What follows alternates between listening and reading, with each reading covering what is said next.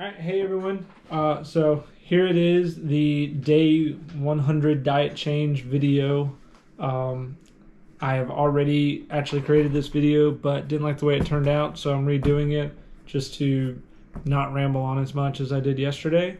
But I'm going to go through the diet change that I made here at day 100, how that's going to impact things going forward, and the goals behind that, and then as well as some background of what I plan on doing or why I'm doing what I'm doing.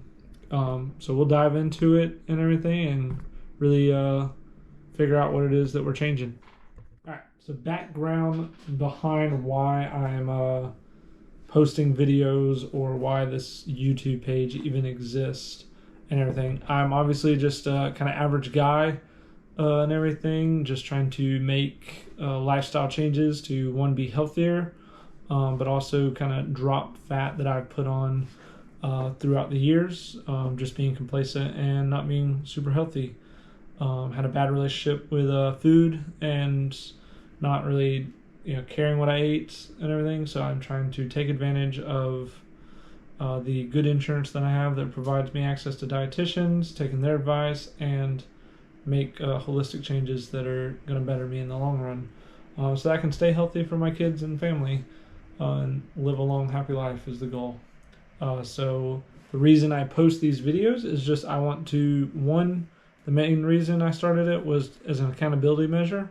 It keeps me accountable going forward, and hey, here is each day that I've worked out and all that. Two, it's a progress depository of information, so I'm able to easily go back and view everything on this playlist of all my workouts that I've done and see, hey, what did I look like back then? So I can see physical changes as well as looking and seeing the progress that I made if I'm doing a similar workout and everything. So hey, back then when I ran, I can look at the metrics of it. Back then when I ran that 5 mile, I was running 59 minutes. Now I've gotten the 5 mile down to somewhere in the mid 40s and everything. I haven't run one in a decent amount of time, but it provides me with a little bit of looking to see how I actually look doing the exercises, so I can see if my technique gets better, if I'm lifting more weights and all that, versus my little green book here of where I write down all the workouts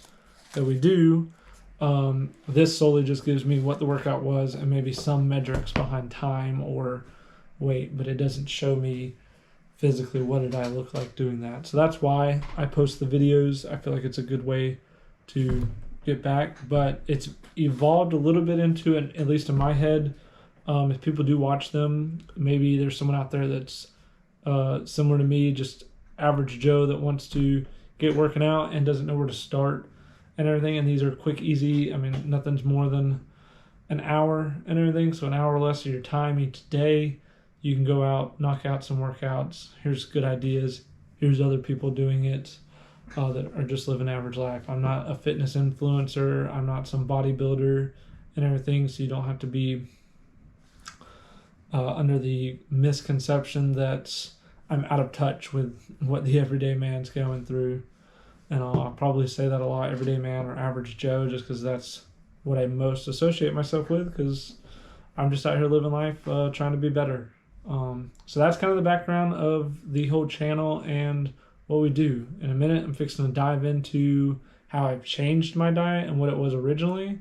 So stick around and you can learn a little bit about what I'm doing diet-wise to stay losing weight and dropping to get to our goals. All right, now on to the diet. So originally, for the first 100 days of the year, all I've done is solely care about being in a caloric deficit.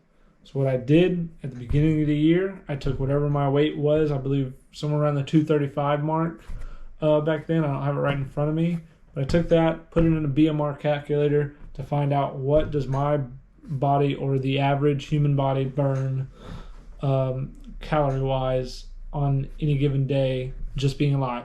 So I found that amount. It was around 1,800 calories, I believe, and then I subtracted, because I wanted to stay in a good caloric deficit and shed weight fast and all, I subtracted about 300 calories from that. So I put myself at 1,500 calories. Very strict diet there, and it spawns the reason of me changing the diet here at the 100-day mark, because that is not sustainable for long term, at least if you want to be happy and enjoy food. So that's what I've done thus far, getting to this point. Just solely cared about calories in, calories out. Less more about calories out, just making sure I track and stay under that 1,500 goal.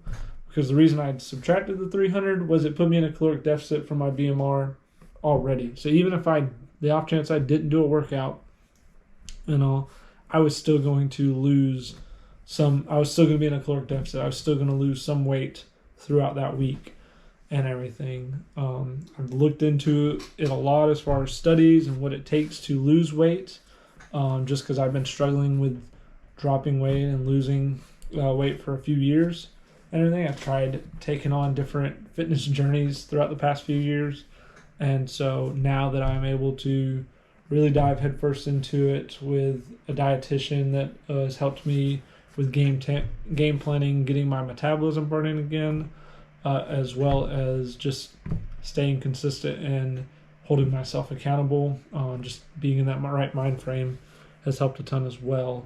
But originally at the beginning of the year, I didn't think it would be sustainable to work out every day. So I wanted to make sure I stayed in the caloric deficit the entire time and everything. A key thing that has made it sustainable for the first 100 days was working with one of the dietitians through Teladoc and my insurance to be able to create a game plan where I spread those calories out throughout the day, so I don't feel like I'm cramming them all in at lunch or breakfast or dinner, and the rest of the day I'm just starving myself.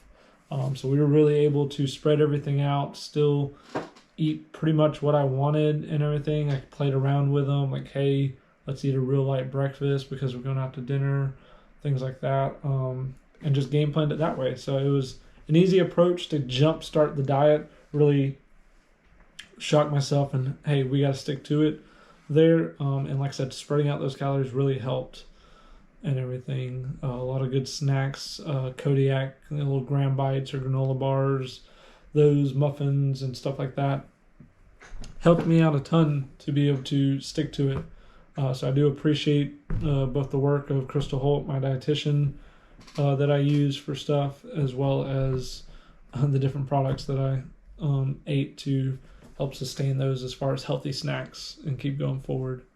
But on to what we're doing to change that.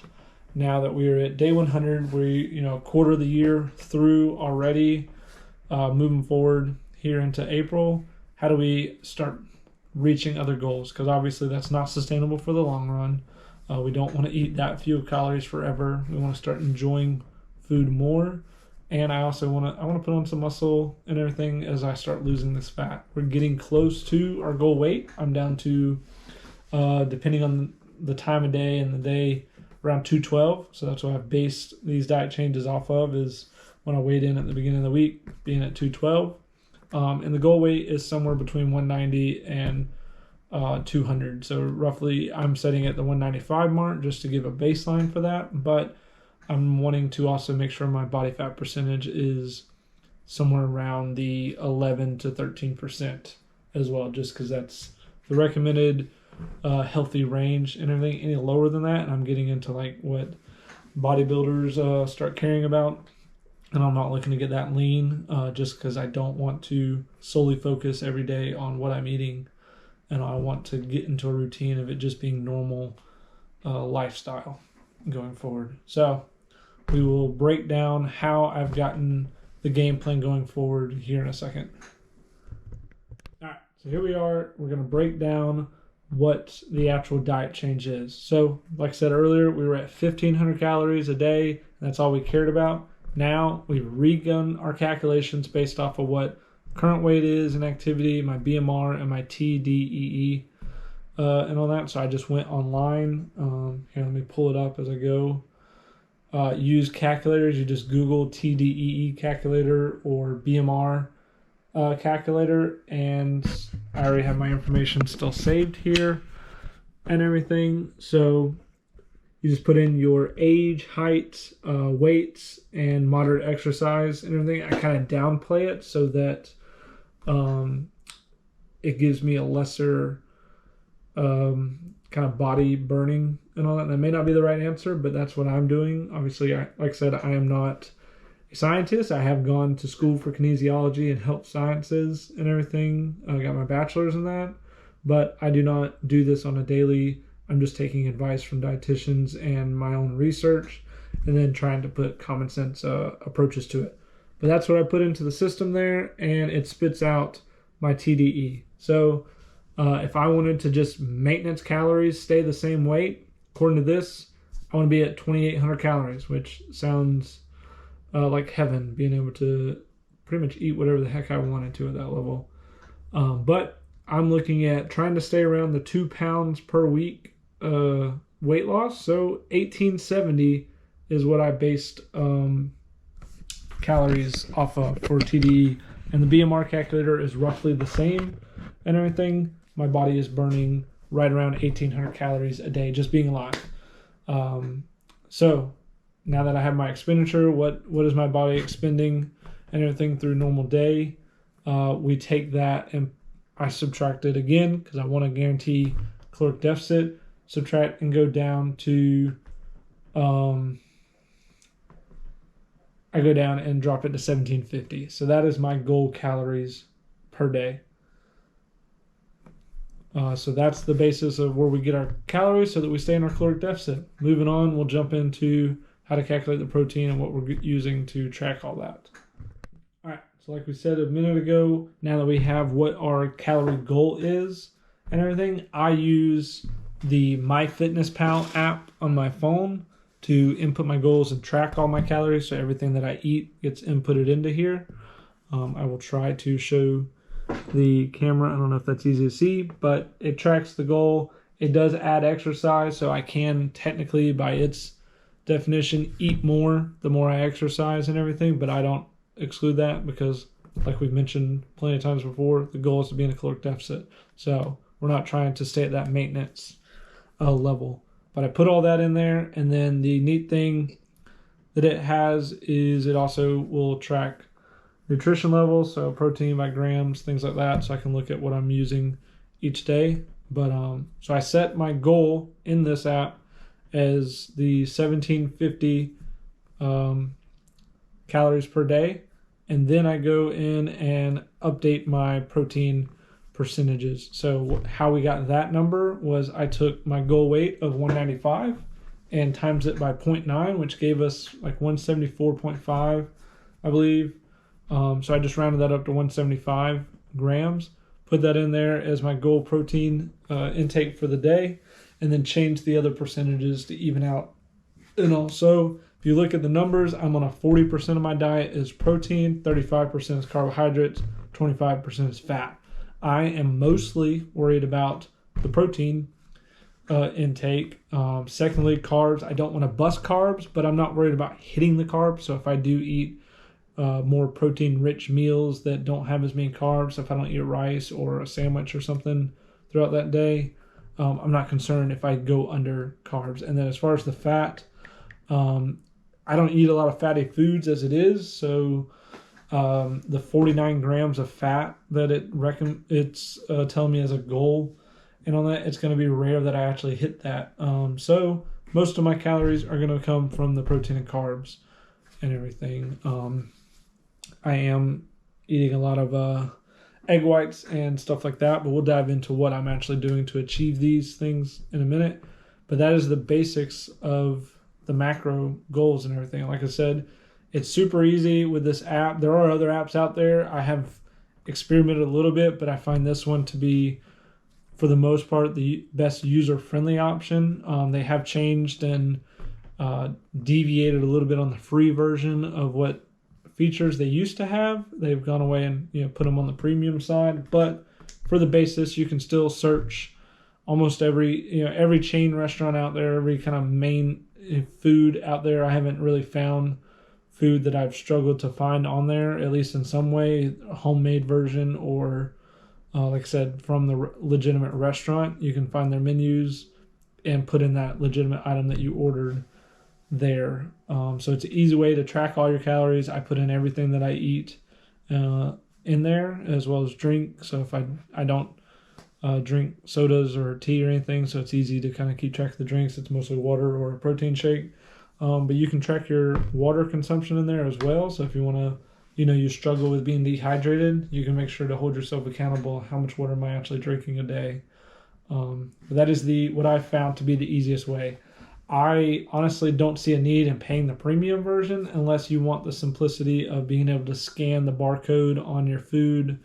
If you like have bread and stuff like that, your store-bought items, you want to scan that barcode and easily get the nutrition facts without having to search it and everything. That's a good thing. And then also, if you're really diving into wanting to set your protein, your macro goals by individual grams versus percentages, and you want to go to that level, the premium version, that is part of the premium plan.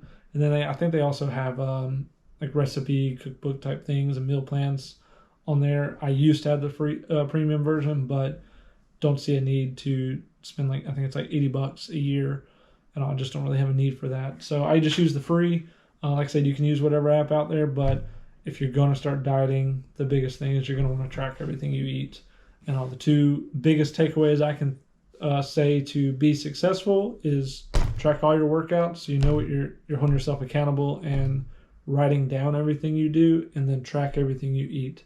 And also that way you can always reflect back on what mistakes did I make eating there, and going forward, hey, what did I do good on this day and all that.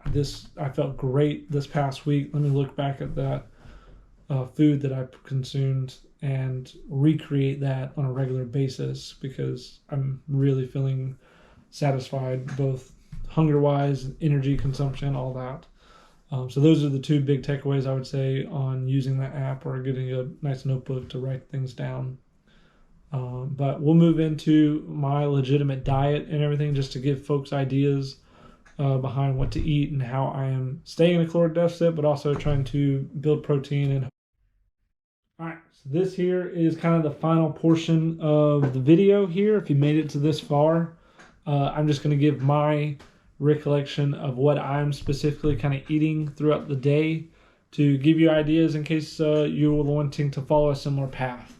Like I said kind of earlier, this is an everyday man's average Joe approach to weight loss, and also still wanting to stay strong. Not just, you could easily just go out there and run and eat like a bird and you're going to drop weight probably a lot faster than what I'm doing and all, but I'm making it more sustainable and everything.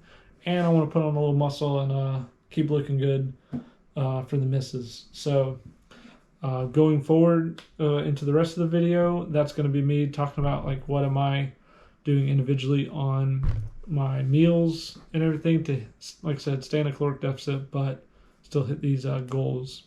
So diving in, breakfast, lunch, and sometimes dinner, a way to hit low calorie options here, but get plenty of protein in. Egg whites have become a staple the last few days, and also I get some liquid egg whites, microwave it up or cook it on the stove top if I have time and everything. Easy scrambled egg whites, taste great and everything, super easy to make, quick, and tons of protein in there. Protein shake wise, I use a pea protein powder. I think it's got Nature's One or Nature Valley. I can pull up the exact name and everything, but not that I'm saying the nature's best. Not that I'm saying plant-based protein is the way to go. For me personally, I have a beef and milk protein allergy, so I can't do whey protein. It'll mess with the swelling in my throat and give me even more stomach issues and everything. A little bit TMI, but just to provide background context on why I don't use that. I will say those are better tasting and will give you more protein. So if you don't have the dietary restrictions there, by all means use those. You can find easy low carb options on that give you a ton of protein in a serving, and they're relatively just as low calorie as anything else. But I use that protein powder. I have another one that is pea protein, and it's got greens, and it's chocolate flavored. So if anyone's out there that's ever done like your strong reds and greens, because you don't get enough veggies or fruits in and all that, that junk tastes terrible. I have not found a single greens formula that tastes good. So to counteract that, I found this protein and greens formula that is chocolate flavored that can easily be mixed with milk or whatever to give it a better taste. Now to counteract, I will say with plant-based proteins, there is it's not really a grainy flavor, but it is like a weird textured type flavor with it versus, like I said, the whey proteins are better tasting back when I used to have those and all. So to counteract that, I use chocolate almond milk and everything, a little bit more calories, but it makes quality of life a lot better so that I'm not hating every protein shake that I have to drink.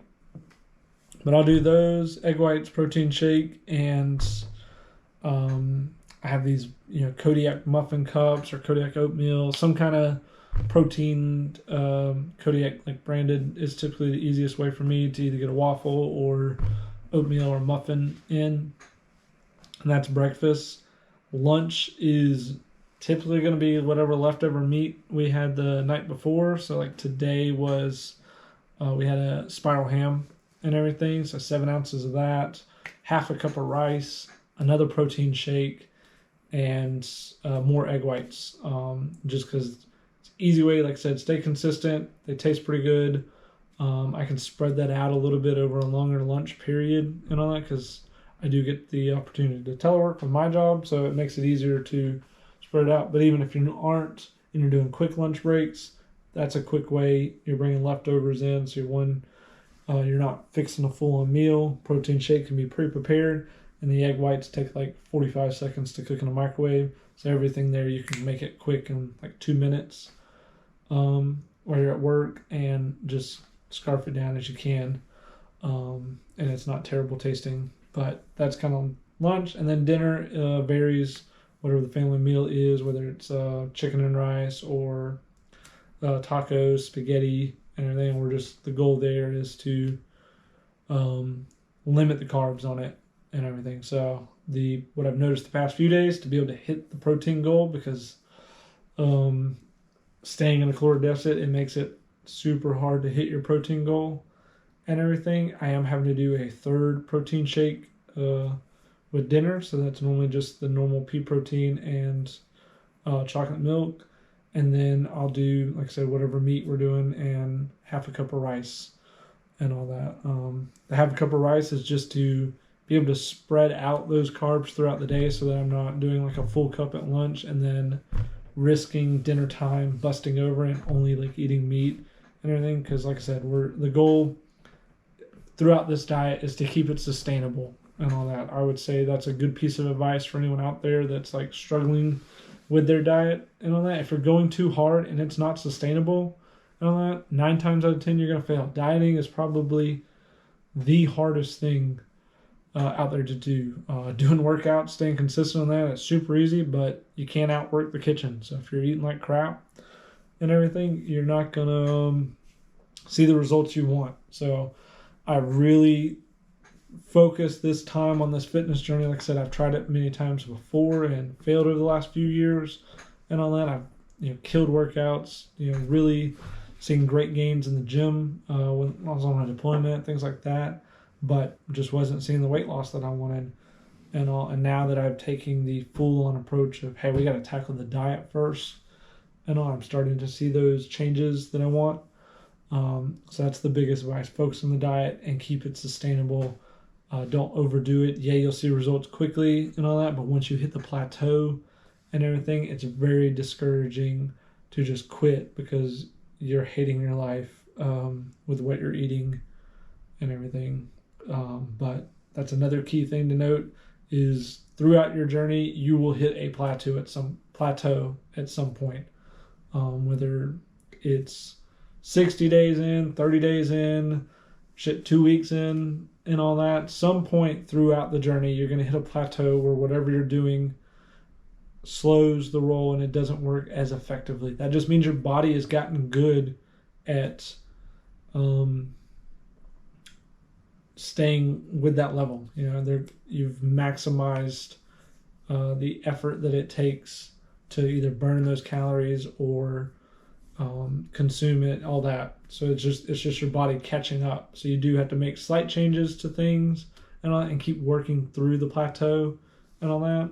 So that's where I kind of slowly hit a plateau, not a really big one, but the weight loss has tapered off and all that. But I'm also at a good level that I've lost in the last 4 months since I've really taken this serious. I was at 245. I'm at 212, so that's right at 30 pounds roughly and all that. So we've seen big gains there and all.